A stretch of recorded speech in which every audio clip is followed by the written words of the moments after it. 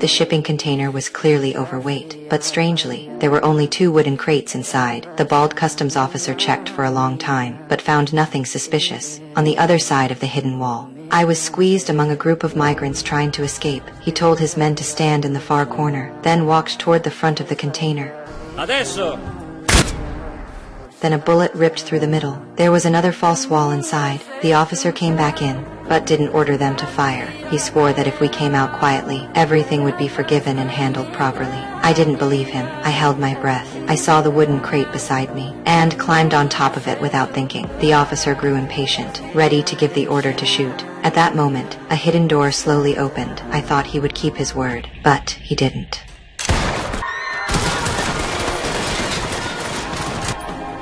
I stayed curled up on the crate, too afraid to make a sound. He stepped forward to check, and only saw a girl holding a doll, staring at him with fear. Pulite questa merda e prendete tutto.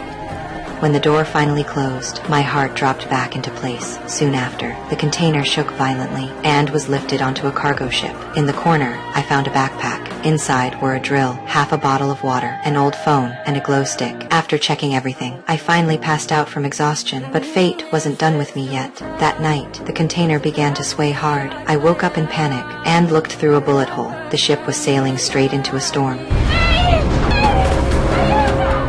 Thunder drowned out my screams. Waves slammed against the hull. The ship almost flipped over.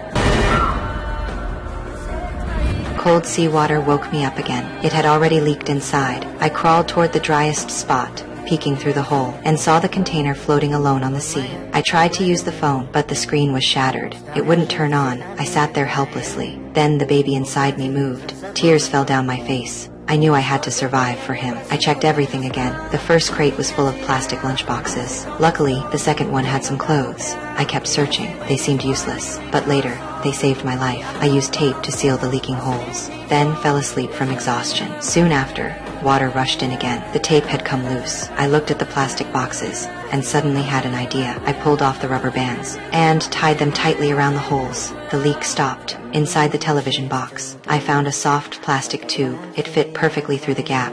I used it to drain the water bit by bit. After countless tries, the water level finally dropped. I stacked the crates together and checked what was left. Suddenly, pain tore through my belly. Thunder roared outside. I bit my lip and gave birth inside the shaking box. It was a girl. Her cry gave me strength again, but another problem came. I was too weak and had no milk. I ate the last bits of food, hoping to feed her. Finally, she took her first sip, but soon the food was gone. I looked at the drill, then at the metal wall. I started drilling, trying to open a way out, but on the